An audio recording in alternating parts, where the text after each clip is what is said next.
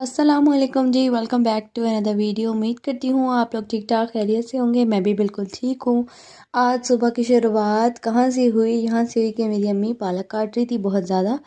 तो मुझे पता लगा कि जो हमने बाहर पालक उगाई थी वो बड़ी हो गई है, मतलब काटने के काबिल हो गई है। तो मेरी अम्मी जो है ना वो काट काट के रख रही थी और कुछ जो इधर उधर आसपास जहाँ भी देनी थी वो दे रही थी।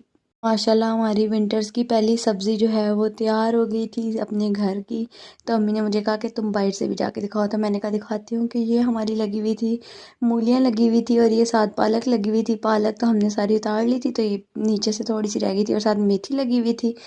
हमारे दरख्त जो मैं आपको साथ साथ दिखाती रही थी, पौधे माशाल्लाह से बड़े अच्छे तरीके से बड़े हो गए हैं, अल्लाह बरकत डाले। और हमने आसपास भी काफ़ी लोगों में अपनी जो सब्जियां जो है बांटी हैं। धनिया पुदीना भी हमारा बहुत निकल गया माशाल्लाह, सारी बहुत अच्छी निकली। अभी हमारी मिट्टी इतनी कोई ख़ास नहीं है, लेकिन फिर भी उस लिहाज से जो मेरे पापा